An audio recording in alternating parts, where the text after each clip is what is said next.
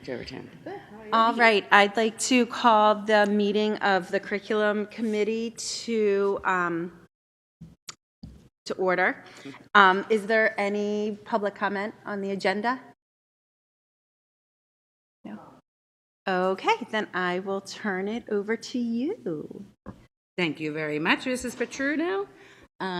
This evening, we have a few agenda items to go over. And the first agenda item, we are going to talk about Plymouth Whitemarsh High School's course proposal process.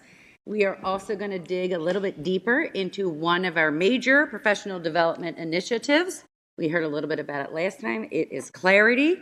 We are also going to present to the board some conference requests for their approval, and we are going to review one policy with you this evening. So, each year at Plymouth Whitemarsh High School in the fall, there is a process to review proposed courses. It has been a bit since we've reviewed this process with the board. We have new members of the board, so Dr. Bacani is here to walk us through the course proposal process. Thank you, Mrs. Grigaitis and board. Thanks for having me here this evening. We're pleased to share our course selection process, which we've been following since we shifted over to the 5-block schedule several years ago. I believe it was like 35 plus new courses that we put to the table in terms of board approval to enhance our 5-block schedule, which our students are extremely benefiting right now at this time. Many in the areas of science, technology, engineering, and our elective areas. With that being said, if you take a look at the timeline that was shared with all of you, we do follow a very specific collaborative process with our department chairs, administrative team, as well as our curriculum supervisors. October 14th, which is this Friday, what we ask is each department, we share this process in August with our chairs. They share it with each department. And teachers brainstorm ideas for courses, whether that's a new AP course released by the College Board, something that's research-based, a second-tier course that's needed in a particular science area or EDI. The first document that they need to complete for our approval is called a new course proposal document, and that's an electronic copy. If Mr. Mark, you can pull that up for the team. Thank you. So what this is really, in like writing terms, a brainstorming of an idea. So if teachers have an idea which typically will be discussed at a PLT or at the department level, as well as the department chair, they would complete this electronic copy of a new course proposal document.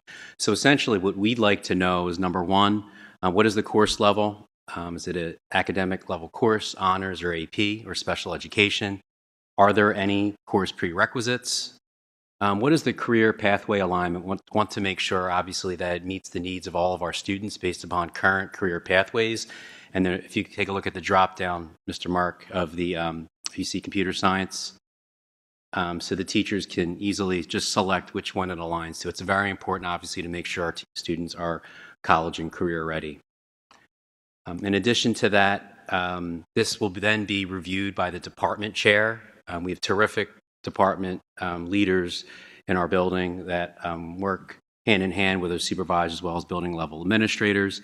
They would electronically sign off on this, as well as the building level administrators, myself, and then the specific curriculum supervisor. At that moment, there's a collaborative process that we call like an academic council, academic forum. For example, today the English department reviewed course proposals for the English department.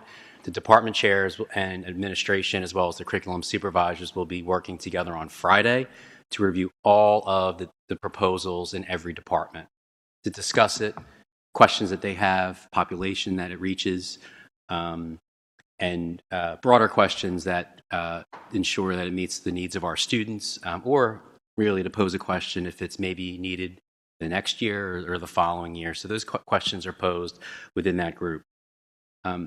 After that transpires, on the 14th during our chair meeting, we get together and huddle, so to speak, with it being homecoming football week, huddling together with our supervisors and administration to talk about each area. Because, as I mentioned, in the last several years, we've added over 40 courses to our course catalog. We're continuously reviewing the catalog to make sure it's up to date and current. We want to make sure that there's balance in there in terms of courses per department, and there's impacts with staffing, budget impact, which we'll talk about in a second. And then based upon that collaborative discussion, we bring the department chair back together to talk about if that's a course that's going to move forward to what we call the issue brief phase, or one will give them feedback to say, let's wait another year for this course, or there needs to be a little bit more research and work to develop the course. So as Mr. Mark just pulled up, this is the more detailed version. So after October 14th, that collaborative process takes place. So from the 17th on, if indeed there's a green light to move forward with a particular course, the teacher working with department chair and the administrators would complete this, what we call an issue brief. Familiar maybe to some in the room that we've used in the past to approve many of the courses in the catalog. This is a little bit more detailed in order for the teacher to complete, because this will provide the research-based ideas as well as the budgetary impact, staffing impact, and fine-tooth comb details, curricular impact, et cetera, that we need to know before it gets into the actual catalog by January. In the past, we've had AP courses go through. We had all of our IB courses go through, African American Studies, Gender Studies course, and a lot of our engineering type courses went through this process. It really vets it and ensures that every detail is reviewed prior to going forward to the board. I know it's a lot of information. I'll keep going. After the 28th, we'll get together. There's a window that we have until November the 14th. That was what Mrs. Grigaitis and I talked about as far as the endpoint with curriculum committee of the board for approval. Between that point, there's a lot of reviewing, and that's reviewing from the administration and curricular end, and then reviewing and collaborating back with the department chair and the teacher, and then ultimately getting Dr. Christian as well as Mrs. Grigaitis' approval. We put down the 7th. Just so we can get on that board agenda for curriculum committee of the board. Along the way, another forum we have is department chair, academic council to vet the issue briefs and new courses that do come through. Any questions at all? That's a lot of information. I just have one question. Sure. It sounds like a really thorough process, so thank you. And I may have missed this, but could you just concisely share, like in the beginning, way back, where you're talking about the proposals and the department chairs are coming to the table, is there a really systematic process for gathering student input into what they're seeking, what they're looking for in terms of different course proposals? I'm just wondering for the older students what the input process is. Yeah, we have, everything is research-based, so based upon I have county meetings at the high school level, so I know we collaborate, and I have to say ours is a little bit more forward-thinking than some other districts, so to speak. Collaboratively with our curriculum supervisors or what's current in terms of courses. And then actually tomorrow, I have my principal's leadership council meeting, and one of our focus groups that we're having, we have 3 of them, is academics focused on courses at Plymouth White Marsh High School. So we do retrieve that feedback at a qualitative level, so to speak, from our students about courses that they're interested in, ones that they like to seek, ones that they want to further. And I knew they talk as well to a lot of our teachers. So then our teachers put that forth at the table at the department level. Yeah, thank you. I just want to emphasize the importance of making sure we have student input. Sure. Thank you. I'll make that note.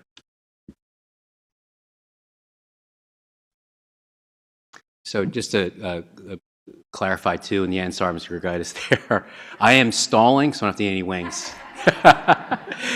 We have wing bowl tonight. The marker for everyone, and I know Mrs. Plant, you know this as well, and Mrs. Petruno, is January, because our course of studies, program of studies, gets approved in January. Excuse me. So I want to make sure every new course is included there. That way we can communicate the new courses in all of our courses to CMS, which starts in January, and then works with our students in February and March for 23-24. A quick question. So as we add new courses, are we ever taking away courses, or how does adding factor into that?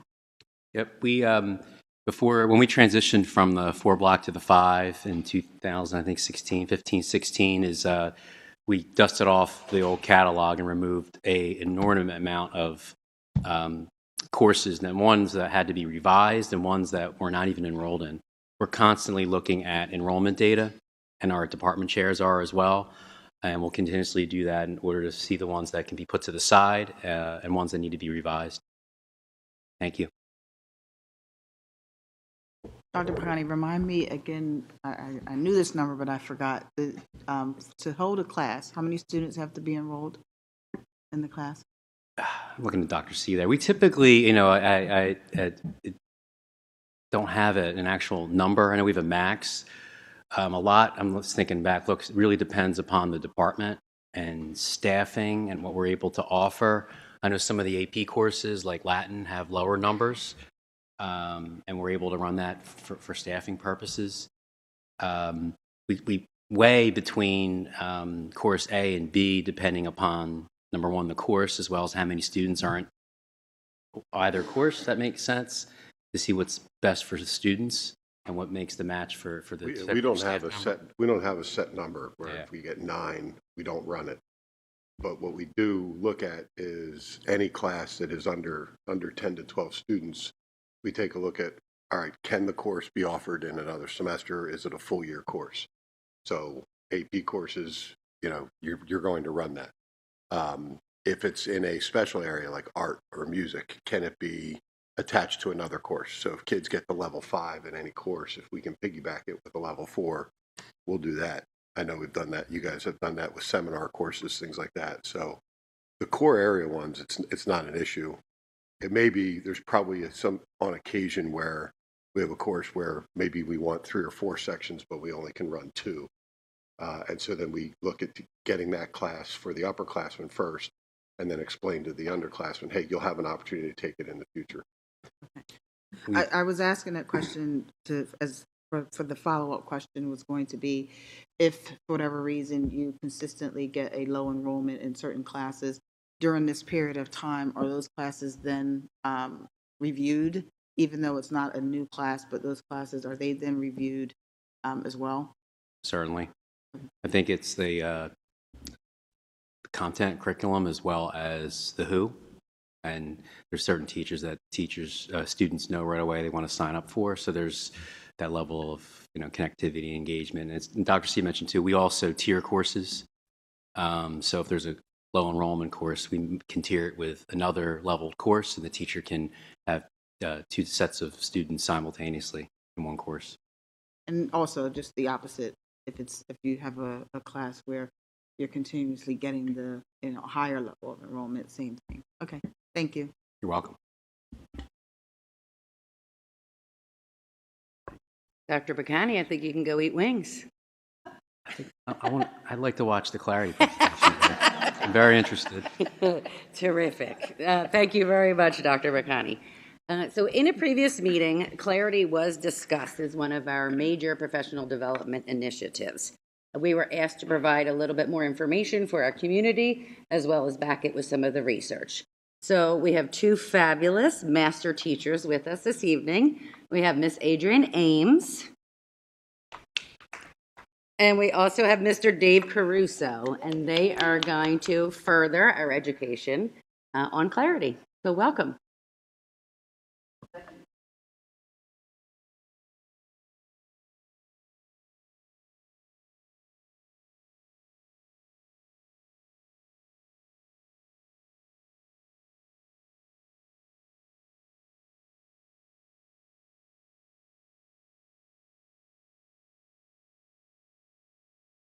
Thank you. Sorry about that. Those learning effects can have reverse, developmental, teacher, and zone of desired effects. And so we really focused on learning is most successful when teachers can see learning through the eyes of their students, and students see themselves as their own teachers. And we thought, okay, well, what instructional strategies that teachers implement can have the greatest impact on student learning? So looking at all the research, looking at different types of effects, we came across clarity for learning, because as you'll see throughout the presentation, clarity for learning will have a lot of the effects that'll put us in the teacher effects and zone of desired effect, which, as you'll see through some of the data we show, increases students developmentally from year to year. All right? So without further ado, thank you. Go back one Oh, slide. go ahead. And I want to just clarify, the higher the number, the better the results. So it doesn't matter if you see a higher number, negative number is bad, higher positive number is good. Okay. I'm Adrienne Ames. I'm Dave Caruso. Thank you for joining us. So we start out with our clarity learning. This is what the process that we're taking. We've started out with clarity. Gaining clarity was our topic in the winter and spring of 2022. So we started our discussion then. We started off with the book, Gaining Understanding Through Clarity, and we were working through the book, and we were doing a book study as a staff, as an entire staff and group. We're taking a look through it and doing some professional development and gaining different aspects of the process as we go. And starting with the gaining clarity, then moving into August this year, we did the sharing of clarity. That was our last PD on it. And we're moving into November, where we're going to be doing the assessing with clarity. So there's multiple parts to this. It is a big process that the staff is going through, where they're going to really process each part so they can utilize it to the best of their abilities and so they have a full understanding so the students are getting the best out of it too. And then we'll continue throughout the book, looking at the book study and doing some feedback with clarity, and then collaborating with clarity, and then moving on to our final part where we have a full understanding of the process. And it is a long-term process that we're doing multiple years. Our goal is by 2023, 2024, we finish the process of having it fully implemented into our classrooms. The overall idea of the flow chart is to just show you, if we scaffold for our students, we're going to scaffold for the staff as well. So the book is broken into 5 major components you see up there. Dave was just talking about, we started with gaining clarity. The sharing clarity was introduced during the professional development and services. Assessing with clarity is going to move forward with how we're getting information from the students. Are they getting it? And then the feedback, again, how do we let the students know, yes, you are getting it, and no, you're not. And then how we have students with collaborating. How can you get involved with your own learning? Having the students be owners of their learning and understand that they're getting it so that they're successful with problem solving is the big idea here. Yeah, they'll be assessing themselves throughout this entire process, which is the big push of this process, is giving them that ability to problem solve and to be kind of their own evaluators of their own learning, which is amazing, and that's the ultimate goal. So essentially, we just want to have a common language across all teachers and staff in the district and making it so it's student-friendly language. There are old, I guess, our objectives is what you would call them at the beginning of class. We would start off with SWABOT. Students will be able to. And then we have whatever verbiage we have from our standards to kind of express what we're trying to hit with what our goals are as teachers. Now we're turning that into student-friendly language that see, okay, these are the tasks we're going to do today, and then this is how we're going to do them. This is how you're going to know you're going to get it. And then we talk about why. So again, simple and plain language, and you'll see that throughout the presentation. And the clarity for learning is achieving students to articulate the following. They're going to be able to ask the question, what am I learning? And you'll be able to even go up to a student in a classroom and say, hey, what are you learning? And they'll be able to answer. They'll be able to give you that idea of what they're focusing on. It won't be just I'm doing math today or I'm working on adding today. It's going to be more of a full understanding of what their actual goal was. Maybe you're going to learn how to gain understanding of tens place, and just they're going to be more specific to what that task is initially, so they really truly understand why they're learning it, and then how they'll know they've learned it. So that understanding in the beginning, and really we started off with the what first. That's breaking down with the standards and looking at that aspect of it, so the students can really pinpoint exactly that small detail in student-friendly language that's going to allow them to know what their goal is that day. So this is where the big numbers come into play. So if you look at student achievement, if you just are having students be able to tell you what are you learning, like Dave mentioned, they can say, oh, I'm doing math today. If they're able to articulate the learning intentions clearly, they're more likely to have higher achievement compared to students who can't explain what they're doing. So again, student-friendly language. Can you explain what you're doing? Can you explain how you're going to show that you get it? Why is this important? We'll give you those higher numbers. So students are going to be more able to explain what's going on, not just, I don't know. I think I hit on that, the why, and then it's these percentages. They're actually really amazing. That last one's 81% more likely to have higher achievement. This is 79%. So these studies have shown that that's an amazing number to have 79% greater achievement just from this ability for them to express their own understanding of what their task is, what they're trying to learn, and why they're learning it, which is, and as you talk to a kindergartner from a high schooler, it's going to be very different. Their understanding is going to be at different levels. And that's kind of how we scaffold it and make sure that they're all using the same kind of language and really developmentally ready for where they are. This is the, how do you know what you learned? Again, the higher success rate, you can be able to explain. So when students can answer that, they're going to be 135% more likely to have higher achievement. So again, just more data. The Teach to Impact link is up there for you. Let's look at the research for this. So learning attention. So gaining clarity, and this is kind of like how these teachers are actually implementing this. This is what they're looking at when they're attacking this this new way of planning here. What they're doing is they're looking at their learning intentions, and they're going to find it in general terms with not like an agenda list of tasks. It's not just like, oh, today we're going to be first looking at our problem of the day, and then we're going to be doing this next step. It's more of like, what are we doing today? What is it that we are going to be learning instead? And it's not a state standard, but however, the teachers are looking at the standards, they're breaking down the standards, and the book does it in a magnificent way where they take out the verbiage, they take out the nouns in there, and they kind of really break it down to what is that standard requiring of the students, and how can we make it kid-friendly. And so that's why it's this general terms, and it's not in the teacher jargon that we sometimes use, because that doesn't mean as much to a student. We're putting it into their terms so they can understand it to a better, higher level. And it can be written for overall units and daily lessons. So that when they're unit planning, they're going to look at these standards and they can build it for an entire unit. And then within each lesson, they can break it down into smaller steps and smaller pieces. So the learning intentions on the left column is the what they're doing. On the right, the success criteria is how are you going to show that you get it. So you look at specific detailed evidence. It could be a quick formative check. Raise your hand if you got 3 out of 5 or higher. How many of you were able to complete? Am I not loud enough? Oh my goodness. How many of you were able to complete the center part of your Venn diagram today with at least 2 facts? How many of you were able to get 3 or higher? So just doing quick little checks, or it could be something that's more summative assessment. You getting information, and again, just using that to help you with how are the students getting it, and having them know what the actual product will look like. Like you're giving them the plan so that they're part of the learning. You mind if I move on? So what evidence would you show that students have achieved? So again, when we're breaking this down for the staff, we're trying to have them understand with the common language, the purpose of having them buy into what the kids are doing, why it's important that they understand what they're doing, and then how they're going to take that information and get better. Are they going to have to revisit it? Are we going to have to give feedback to them? So again, we're breaking this all down. So as a teacher, you sit in the classroom and you have to say, okay, how do I want my students to show me they get it? And that's where the product. So what product would they show? And then what language will they need to use to share their evidence of learning? And again, as Dave said, that's all going to be based on the grade levels. It's going to be different depending on what department you're in as well. So we're working on having teachers work within their grade levels, within their departments, to kind of figure that out. So it's a team effort. Again, so we're all on the same page as a district.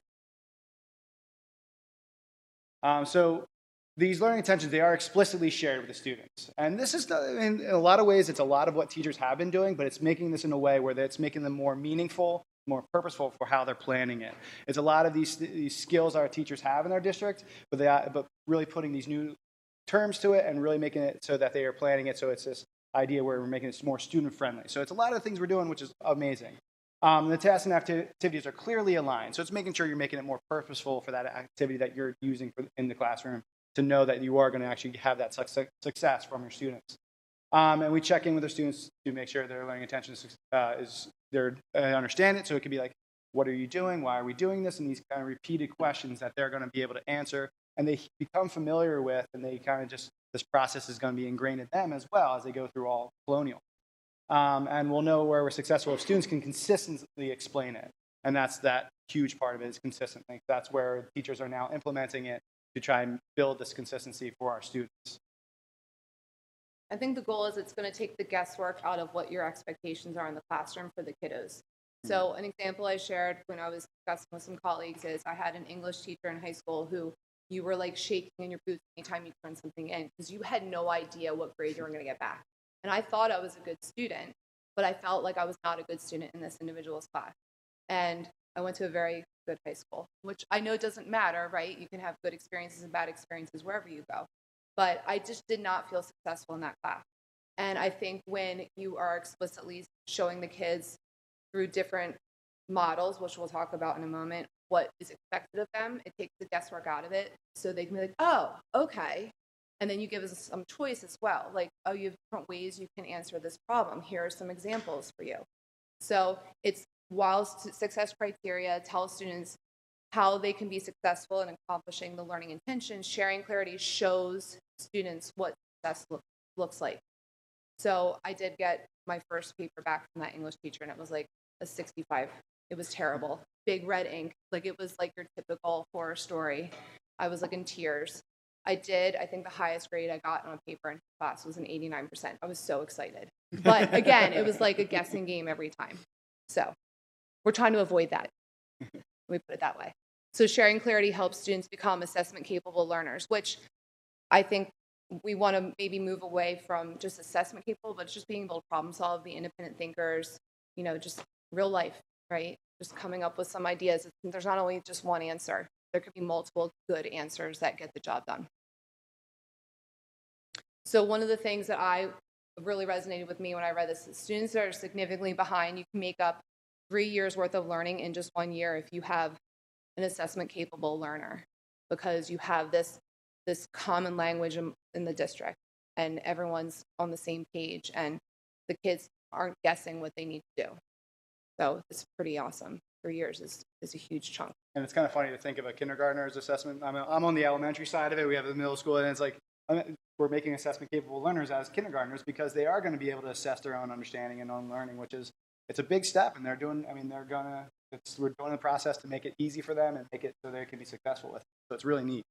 We kind of talked about this. The students who are able to articulate what is learned and what success looks like, discuss the progress towards meeting the criteria. So they're going to know what they're doing to get there. They're going to know the process, and they're going to know along the way if they're able to go on to the next steps, or if they needed some support or need to take a step back and really reevaluate what they're learning and reevaluate their understanding of it. So we're hoping for that ability for them to do that and building in these structures that are going to allow them to see the process and then know where they should be through exemplars and things that we'll talk about in a little bit, so they can answer the following questions: where am I going, how am I doing, and where am I going next? So those big understanding. So this is an example of a lesson I did the other day. I've been using this model of what, how, and why with the learning intentions, the success criteria, and then I kind of have a quick little discussion. Sometimes I lead it, sometimes I have the students turn to a neighbor and they come up with some ideas, and I do a quick whip around the room for the yellow highlighted part at the bottom. But the learning intentions I'll start off with on the left. I'll kind of bounce back and forth like a ping pong match. So I'll stand in front of the boards. This is different than me. Like for me, normally I'm up on the smart board. And I'll say, okay, so what are we doing today? So you're going to be identifying groups and variables in your science scenarios. How are you going to know that you've done that, kiddos? Well, you're going to have your groups and variables discussed and answered in your bell ringer. So that kind of hits like, okay, we're doing that in the bell ringer. Then we're going to be looking at exemplars, which are good models of a 1-5-20 summary, which was an activity we had done in class. And I took some pictures from students' work. Obviously, I took their name off, and I put it on a slideshow for them. And we discussed, okay, why are these good examples? What makes one better than the other? And we had a discussion about that. So we reviewed examples. That's how they showed they learn, and we had a discussion.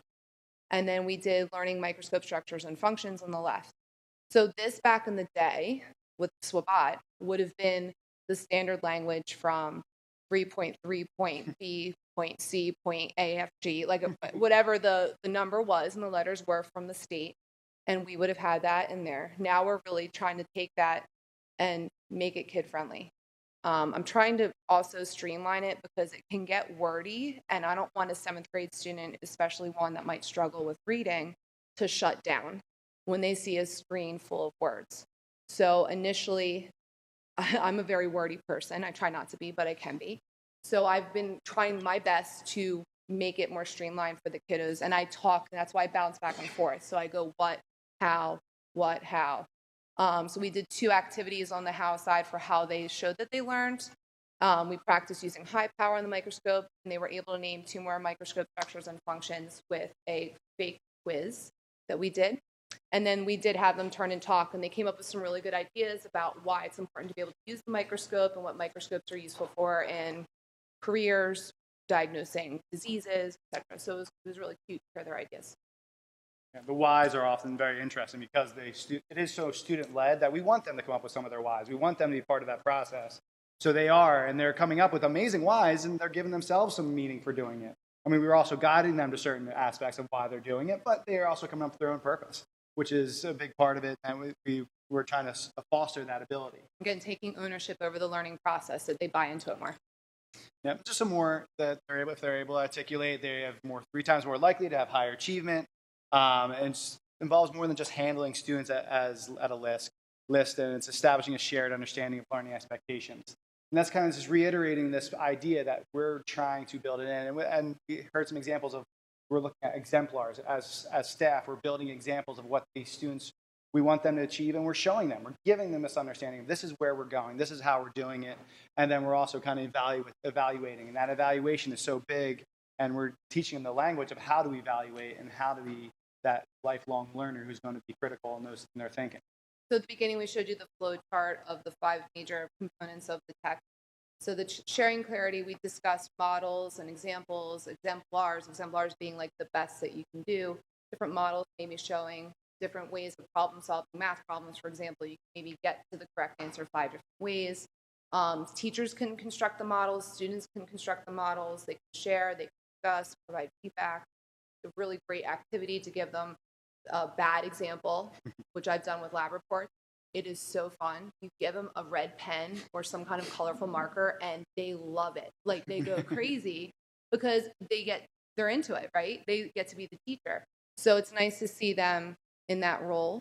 And again, it's just having them collaborate with peers and take ownership. You want to? So we have this. This is a great example. It was actually used in the book and it was made into part of the presentation for teachers. So it's kind of an example of how we're using it. And it's we're going to use Vincent van Gogh as a modeling example, and we're going to try our best to channel our inner art teachers here. It's not our forte, but we'll figure it out.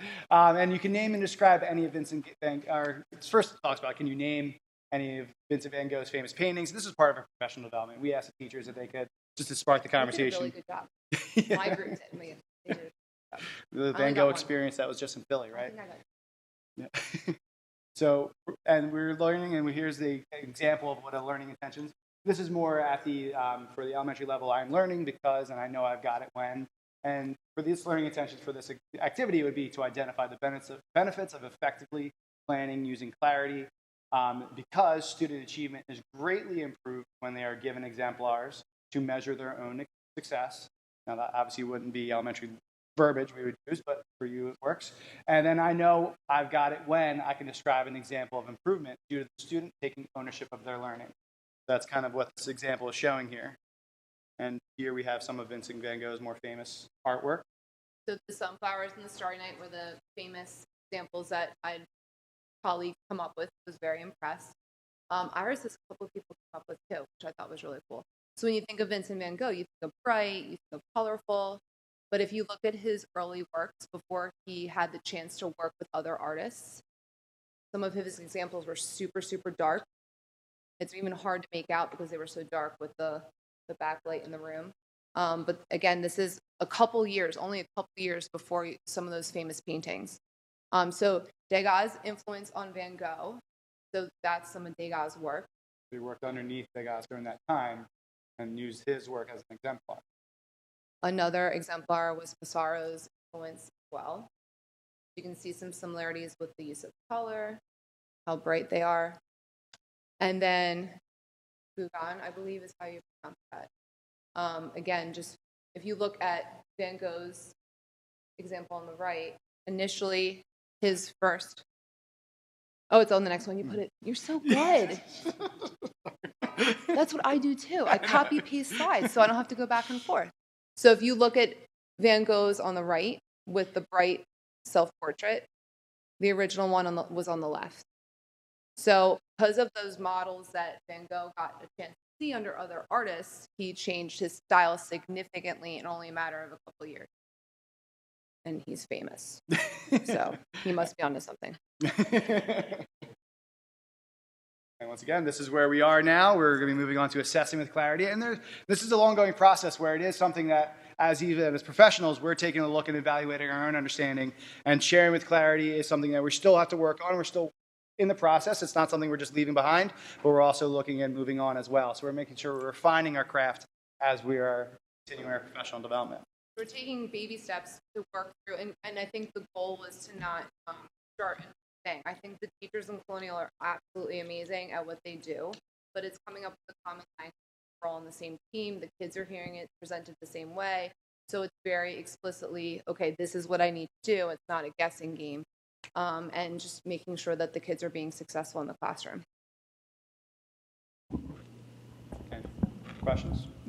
Yeah, I don't have a question. I have just comment. I'm loving this. I think this is awesome. I think it's very empowering for both students and teachers.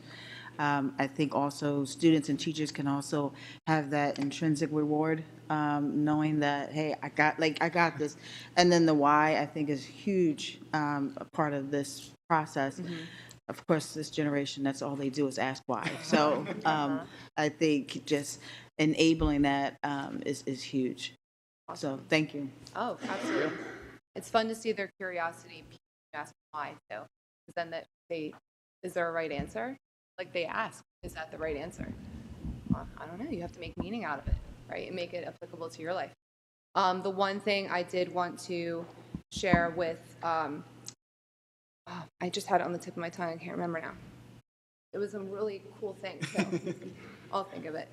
But the book has been really nice with some of the examples, and we're reading it little by little, piecemealing it, and they give really great examples, different content areas, different grades. So it's hitting all the places in Colonial. So it's been nice to read the case studies in there too.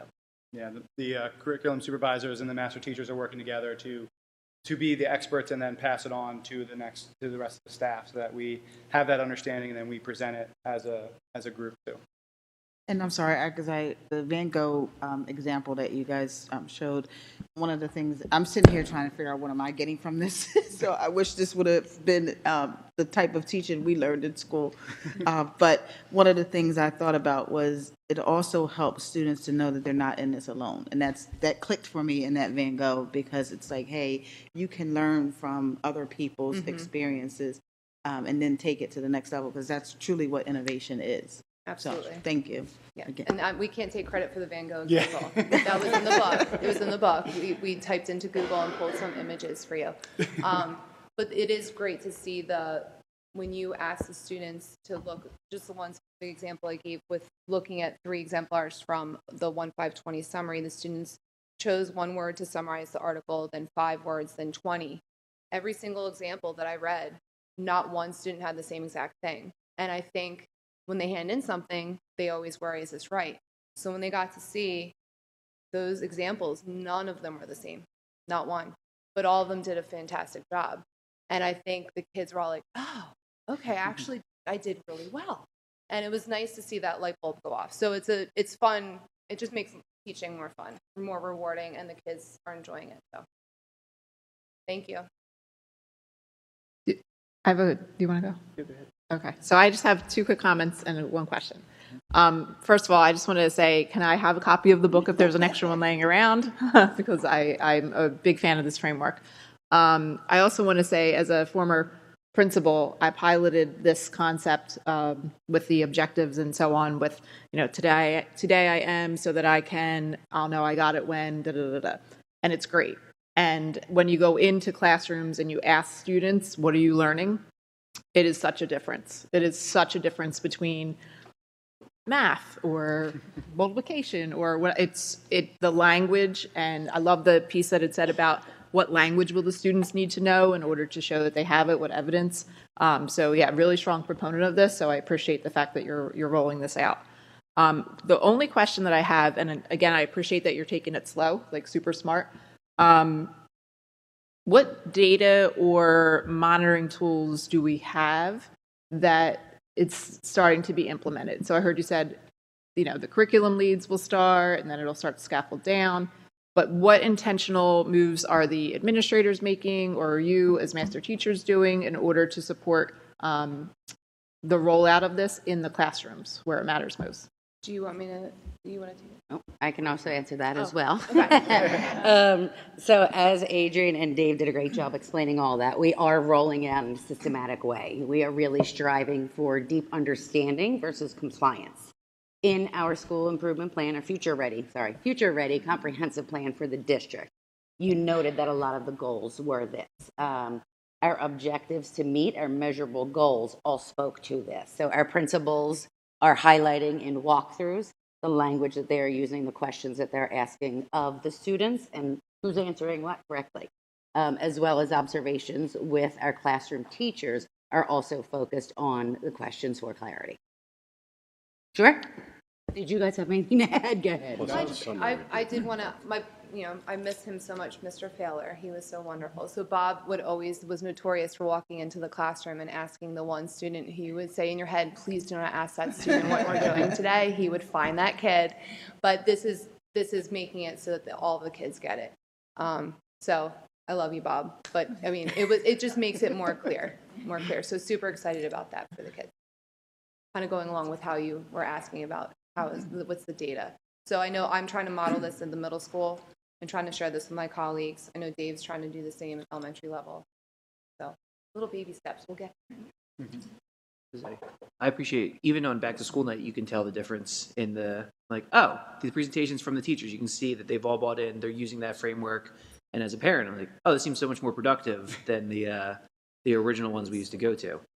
But so I was curious, picking it back on the data, do we have because we have the stats from the studies and like the national, like you should use Clarity. Do we have internal metrics we're going to be using to measure, to say, is this working? Is this framework achieving what we want to compared to 2 years ago, compared to that? Just curious. Well, hopefully we're going to see all of those results in our achievement data and our growth data over the next several years.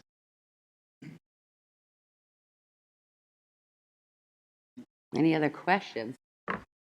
I would like to thank Adrian and Dave. You did an excellent job. You are doing an excellent job with this rollout, and we really appreciate all your hard work. Absolutely. Yep. Great night. Thank you. Thanks for coming. Good luck with the wing bowl. I see he's still here. Didn't it start 15? I would like to mention my Van Gogh example is watching YouTube videos over and over again to fix something in my house. So. All right, so moving along, the next thing we have on our agenda, we have a couple of conference requests for the board to consider. This is a request from Beth Lynch, our PW high school college counselor. This is another fly-in that will not cost us anything. So Bryant University in Rhode Island has asked Beth to come December 6th through the 8th to learn all about the admission process, academic, social life, and the community for Bryant University.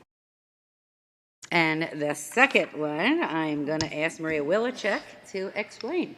Sorry, the mic doesn't work, so I will. Oh, is it working? It does work. Okay, sorry. Yes, so quickly, Bethany Rickard will be attending University of Pittsburgh because I think we brought to the curriculum committee, the board, in the spring, and that we have a few courses that we have been approved to have U of Pitt support for dual enrollment purposes. One of them is our honors curriculum, or honors career and financial management.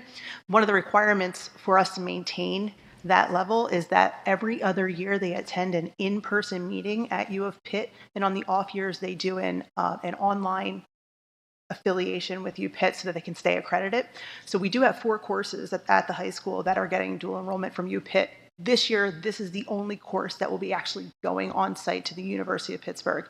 And they are actually reimbursing us for travel expenses and sub costs. So that's all on University of Pittsburgh, but we just need to have, because of the distance, we need to make sure that the session is approved. And so next year, you'll hear about the other 3 courses that we have. Maria, could you just do a 30-second review of the value of dual enrollment? And Oh, sure. Well, how it benefits students? there's a couple of different ways. From a parent perspective, it's very beneficial because if those courses are approved from an accredited institution, then you can earn those credits and not have to pay for them as part of your tuition, providing that whatever the university or college that you are signing up for will take the credits from another university. And if you are already if you decide that you want to go to University of Pittsburgh, in this case, then everything will be accepted. So from that perspective, it's fantastic. But also in terms of students and earning quality points and class rank, I mean, it's above it, and it's like an honors level credit for students. So that really helps with their class rank. So when they're applying for other universities, that will give them a boost as well. So it's great for us. It also is great for the district because anytime we have dual enrollment, that counts on our Future Ready Index as having opportunities for students. It's a higher rating across the state. So we're always looking for those opportunities as part of our 339 plan. So hopefully you'll be seeing more of those coming as they become available. Thank you. And those teachers who teach those courses have to be vetted and have to have advanced degrees in that subject area, correct? For the most part, for most of these courses, we reached out to the teachers that we knew would be the most qualified to do the dual enrollment courses. Yeah. Thank you. Sorry, do you mind clarifying? You said there's no cost to the student and there's no cost to the district to do dual enrollment? There are no students attending this particular course, but there is no cost for us as a district for her to attend this program because I thought you meant about dual enrollment as a course. Oh, for dual enrollment, there is a fee, I do believe, for parents, but it's much less than that it would be if they were to attend at a university. So, I mean, it's fiscally Like 5 years beneficial. ago, it was like, I think $150. So Yes, it's as very opposed to nominal considering paying $1,800 for tuition. Having put 2 through college, I can tell you that the math benefits you to do well in dual enrollment class. The third one will be taking dual enrollment classes. He just doesn't know it yet. Any questions about the conference requests? Great. And then the last item on our agenda this evening is we were asked to review our homework policy with you this evening. This is an active policy. It's policy 130. It was adopted last year. November 18th, 2021. Basically, it highlights that there's 3 purposes for homework. It states it right there, providing practice, reinforcement. It also provides opportunities for our parents and guardians to know what their students are studying. It encourages interaction. And then we have some guidelines that you see there as well, highlighting that students should be responsible for completing the assignments. It shall complement our classroom instruction. It should be planned and evaluated with respect to its purpose, appropriateness, and completion time. But we also want to make sure that we understand the value of other experiences that are gained outside of our school for all of our students. And obviously, homework is not assigned as a form of punishment. Quick question. Sure. Anything else involved in our homework policy of sorts in terms of what grade we introduce homework, how long it is all administrative? It's not in the actual policy, it's part of the administrative reg. So there's procedures for Right. homework at each of the buildings, and they make it developmentally appropriate. They are all outlined in our family handbooks. Okay, and each K-3 building has a similar or the same policy? Correct. The procedures in their family handbooks are exactly the same for Right. K-3 than the same ones for Procedures. 4-5. Yes. Thank you. Sure. And when we say procedures, meaning that it's a guide, because each teacher may, I guess, in terms of how they're grading. And so, like, I've noticed over the years that when my oldest daughter was in school, that homework was a part of the grade. I'm noticing that it's becoming not a part of the grade. It's just more a small participation type of space. So that has changed over the years. So I guess from a procedural perspective, is that meant to be a guide to our teachers, especially at the middle and high school level? I believe they work together as departments at each different level to come up with consistent guidelines that they can work amongst each other. And each of the handbooks are different. Again, PW has a different one than CMS, and the elementary is all the same. So my question has, I guess the easiest example would be for math, although it can happen in science, especially at the high school level, where they learn the concept that day, they go home and they practice that concept, and then they turn the homework in. But there are times when the homework gets graded. That's not like on a regular basis, not just benchmark or long-term assignment or things like that. And there are times when kids get penalized because what they turned in wasn't correct. And I'm going to say I don't think that's fair if it's what I would consider a regular homework assignment, that if they didn't do it properly, that it shouldn't hurt their grade. It should be a reflection of, hey, the teacher needs to review this again with the students and make sure the kid gets that concept. So I'd like to see if that practice is going to stop, where they're not, I mean, they should turn it in, like they should do the work, but I really don't think it, unless it's a long-term assignment that they know they're getting graded on for accuracy, that if it's not accurate but it's complete, it shouldn't hurt them.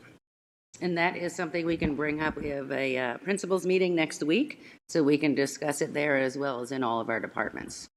And maybe, I mean, this is not, is this a change to the policy, or we're just reviewing? No, we're just reviewing. This was adopted last November. So that last line in this policy says homework shall not be assigned as a form of punishment. The potentially to address what Chris is saying is to add wording in here that it's not to be assigned nor graded as a form of punishment, because I think when, to her point, that's the consistency that you're looking for. So we shouldn't have kids feeling like, oh my God, I don't get it. I took this home, I didn't get it, and now I'm getting this bad grade on it, but I'm still not learning anything, right? So at the end of the day, the whole point is for the child to learn something, and using that homework assignment as that opportunity. But if they're not learning and then they get a bad grade, that can have a very negative impact on a child. Okay, we can revisit that. Can I ask a tangential question? It's the line 2 that provide opportunities for parents, guardians to know what their student is studying. What's kind of the expectations for teachers as far as communications, as far as quizzes and tests? And I feel like they go above and beyond, and we get tons of information about it. But I said someone point out, so we're talking about something unrelated over the weekend, and they're like, oh, this teacher this year doesn't tell us when these quizzes are coming up. We have to go into Canvas and find it out. And my opinion of it is the students should as be you on get top older, of it. there's less. Right. We want students to become more owners of their. But yes, take ownership of their. I was curious if like there's set policies on that, because like I feel like I'm like, oh, I get newsletters now, I get things where I'm happy to read it and it's exciting. But no, the I don't know if that's policies, an expectation or just teachers. Obviously, this one's above, written in general terms. It's more of there's not a set policy on that, but it all is in Canvas. It is, 3 years ago we had, a certain percentage of teachers using Schoology, some using Canvas, some using Desire to Learn, all different learning management systems. Everybody was rowing really hard, but we were rowing in different directions. So we said, first thing we're going to do is get to one LMS. And we piloted 2, Schoology and Canvas won out. Most of the universities are using Canvas. And so now, because it was absolutely, we heard from parents how frustrating it was. In social studies class, a teacher's using Schoology, and in science, they're using Canvas, and in another class, Google Classroom. So elementaries are using Google Classroom, secondary using Canvas, and it's all there. I had a guardian ask me if they could have a separate password because their child wasn't sharing with them access to Canvas. And I said, well, we're not going to produce double passwords. We just can't. It'll become unwieldy. And so that's a conversation that needs to happen, obviously in the home.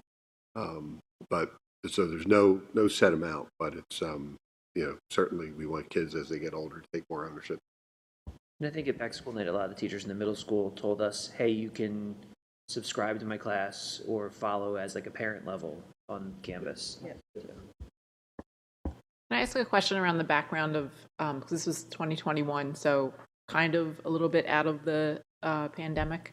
Did some of this result because of the pandemic and the shifts maybe that occurred, or this No, was just something that? that's a great question. We've been, for the past 3-4 years, just moving through all of our policies and updating them. So some of the policies just needed to be revisited. So we focused on programs and pupil-related policies. And so every committee meeting, we try to at least bring one or two to bring up. And we had a request from a board member to bring this one in this case. Okay. But we've been through all of the curriculum policies now. We're through the 200s. Next will be at HR meetings. We'll get into the 3s, 4s, and 5s, which are all related to personnel. We try to prioritize the ones that need updating with the most urgency due to legal changes or requirements from PDE, and then we move into ones that are suggested modifications. Okay, so for this one, thank you for that. For this one, is anything in the parent handbooks or the family handbooks around differentiating or accommodations per 504 or IEPs and things like that? I just don't know if there's any consideration for that or if it's just implied but not stated. I think a lot of those are either in the SDIs or in the 504s. I'm not sure if they're specifically highlighted in the handbooks, but I know that the teams work closely with families to make sure that they go over that at their annual 504 meetings or IEPs. Okay. But we can also remind everybody at our meeting next week. Yeah, I'm assuming that that's the case, but I just wanted to ask. And then the last thing is, I know there's a lot of, I'll say mixed and varied research around homework and the benefits of student achievement, particularly in the lower grades. So is it fair to say that in the middle and high school, it's a lot more in terms of study skills, project planning? I'm just thinking in terms of executive function skills and things like that go along with it, or is it, I don't know, the shift away from the drill and kill, the procedural, those sort of things? I'm just curious because I don't know. I know my experience has been, yes. Yeah. When you get to the middle and high school, it's like what they call LTA, so long-term assignments, and less of the practice from the classroom and more of long-term. And some of them are group projects as well that they get depending on the class. I just think that the executive function skills really need to be emphasized. I'm not saying that has to be explicitly what the homework is, but this whole process of how do I study, how do I long-term plan, to your point. I just wanted to get some understanding around that. So thank you. I would say, particularly in the sciences, also some of the social studies classes, the biggest change I've seen in the past 5 to 7 years is teachers flipping their classroom. And the homework is often the traditional lecture that maybe we experience as students. And so they'll get the basis of what their students are going to be doing the next day. And when they walk into class the next day, the lab is set up and they get to work. And the teacher can tell right away, who participated in the homework and who's quickly trying to get a synopsis of what it was. Yep. And it's not just for, I think, a Rich Coletta's class in particular at the high school. It's probably over a 2-week period. So it's not every night they're watching it. They'll watch 3 or 4. He'll have 3 or 4 videos ready to go. And then the kids come right in his forensics class and get right to work. And they have about 8 to 10 days to solve come up with their cooperative assignment and write their paper and their findings and submit it.